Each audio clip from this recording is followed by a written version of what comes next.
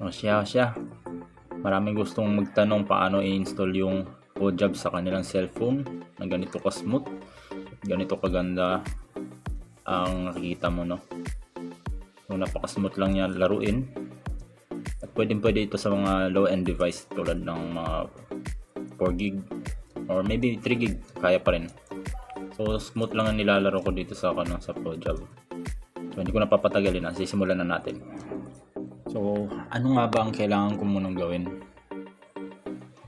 Para papakita ko sa inyo, para makabalik tayo sa ganong klase na itsura ng PoJab, Minecraft Java sa inyong cellphone, tatanggalin ko na lang muna yung aking PoJab na uninstall natin para matanggal ko talaga lahat ng laman niya, at saka magsisimula talaga tayo sa umpisa.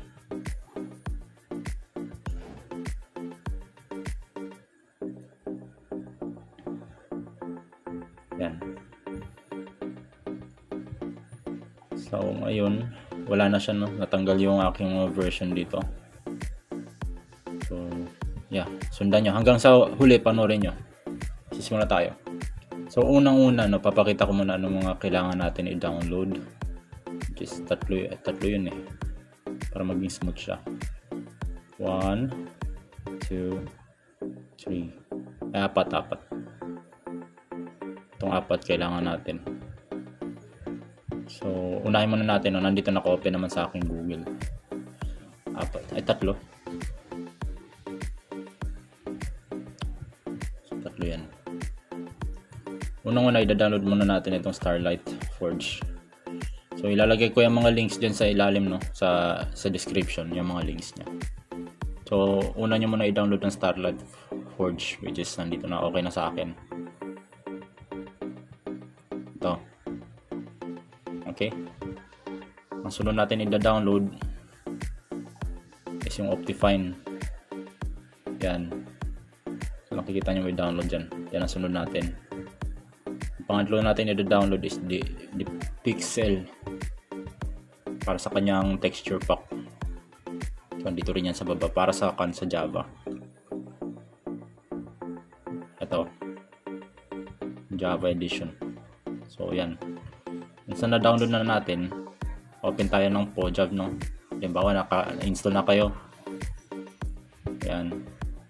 So kailangan muna natin install ng Java. Ang version niya ng 1.19.3 yan. Kasi play muna natin, no? I-play muna natin. Save and play. Local account muna tayo. Ako nga pala si Shieldmaster.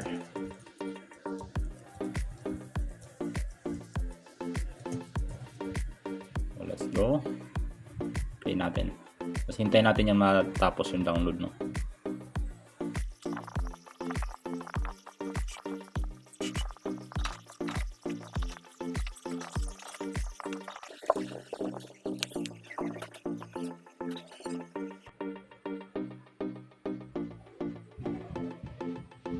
Okay. Once natapos natin, i-close muna natin ulit. So quit game tayo. Balik ulit tayo sa PoJab. Ito. Dito sa install jar, hanapin natin yung download natin na Forge. Itong Forge 1.19.3, which is nandito sa website, no? Nandito sa website. Okay, kulang tayo ng isa ng Forge. Yung Forge 1.19.15.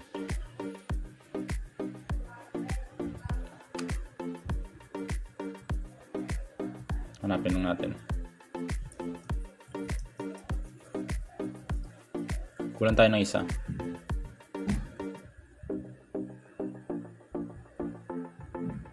Meron tayong Optifine, meron tayo yan. Ito, okay ito. Kulang tayo ng isa, Forge. Huwag ka mali ito, ah. Dito tayo magda-download ng Forge. Ito yung pang-apat na kulang ko. So kailangan nyo i-download ito latest 1.19.3 44 ito. So kung ma-download nyo ito, itong pindutin nyo install. So meron na ako nyan, hindi ko na siya i-download, no. Ito, nakalimutan ko ilagay kanina. So sabi ko nga tatlo yung sabi ko kanina 4 pero 3 lang yung nalagay ko doon. So 4 talaga. Tandaan nyo 1.19.3. Sundan nyo lang. So ito yan siya. Balik tayo. Balik tayo dito sa install jar. Tapos hanapin natin yung dinownload natin 1.19.3. Open natin. Yan. Pindutin yung X. Itong X na malaki. Pula. Tapos install natin. So hintayin mo ulit natin dyan.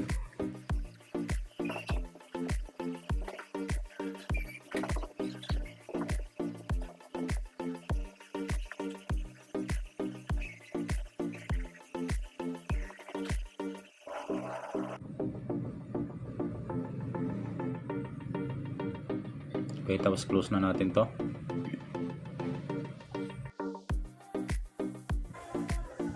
Ang gagawin natin sunod is i-copy natin yung dalawa, no? Itong Optifine at saka Starlight. Yan. Copy natin yan. Dadalhin natin yan dun sa folder ng PodJav. So sa Android, data, net.kdt.podjav launcher, files, Minecraft, at dito gagawa tayo ng folder. Pindutin nyo yung plus. Yan. Ang pangalan ng folder natin is mods. Ganyan. Tapos dyan natin i-paste yung dalawang kinapi natin. So paste natin dyan. Okay. Tapos na tayo dito banda. Ang sunod na naman natin kukunin is yung texture pack, which is magdadagdag pa ng smoothness sa laro natin. So babalik ako doon sa downloads. Itong DePixel. Nandiyan din sa nakikita natin dito sa website, nandito siya. Na-download natin ito. DePixel. Tandaan nyo Java baka mamaya Bedrock yung kunin nyo.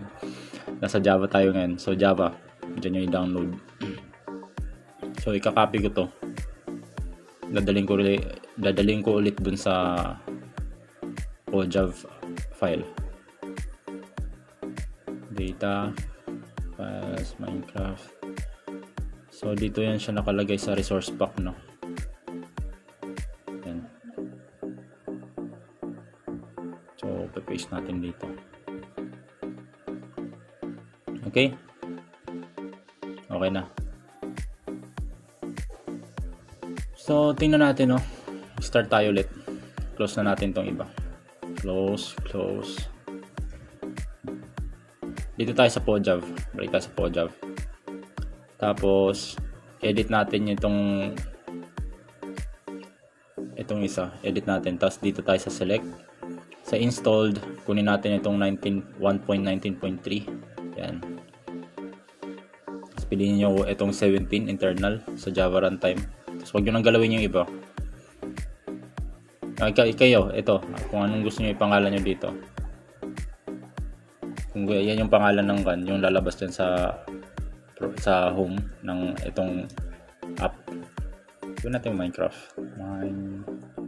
Java na lang, Java. Mas maganda. Java MC. Okay.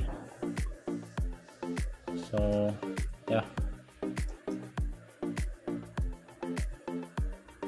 Save natin.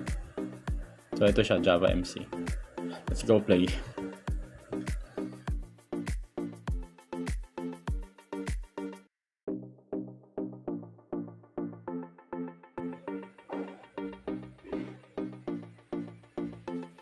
So, okay. Ayos na natin nung na-install natin yung Forge. Nandito na rin. 3 modes loaded. Tulad ng kanina yan. So, sa tingin ko okay na lahat. Yan, nalagyan na natin. So, ayusin muna natin, no? Sa video settings. Ayusin muna natin sa video settings. So, kung gusto nyo ganun sa itsura ng kanina sa akin, ayusin natin dito. So, graphic fancy ako dyan. Smooth lighting on. Brightness ko off talaga yan. Ito, 3 ako dito. Simulation, 5. Okay. Okay, okay na ako dito. Bali, dito naman tayo sa details, no? Fancy ako dito. Fancy. Depende na sa inyo. Ito lang yung result ng akin. Kayo na bahala kung anong gusto nyo dito. So, fancy talaga ako. Fancy, stars. Ito, tinatanggal ko yung capes. Fog, 0.2 ako dito. Bobbing. Okay. Okay. Oh, hindi ko na ginalaw yung iba. Sa animation, water lang ang in-off ko dito. Kasi pag nasa lupa tayo, nandiyan sa taas ng Minecraft, talagang tubig talaga ang mapapansin mo laging gumagalaw. Off ko yan siya. So wala na akong kailangan galawin dito, no. Balik tayo sa video settings, tas sa performance, smart animation tayo on, fast matte on, fast render on, smooth FPS on natin yan. Ano pa? Wala na, okay na yan, ha. Sa other, show FPS on, weather, your screenshot. Okay. So, okay na lahat, no?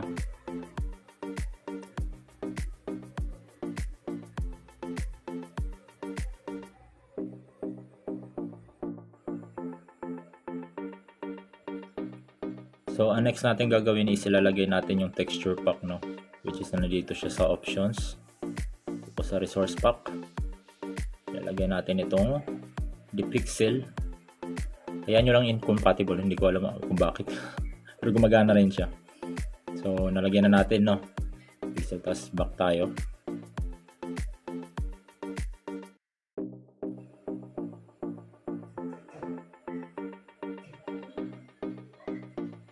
Done. Tapos, subukan na natin.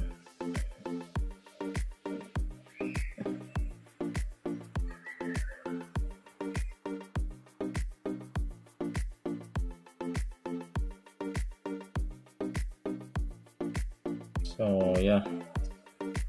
As what you can see, no, napakaganda na, no, napaka-smooth. Wala talagang delay, walang lag. Napaka-smooth. Yan. Wala na tayong problema, no. So, yeah.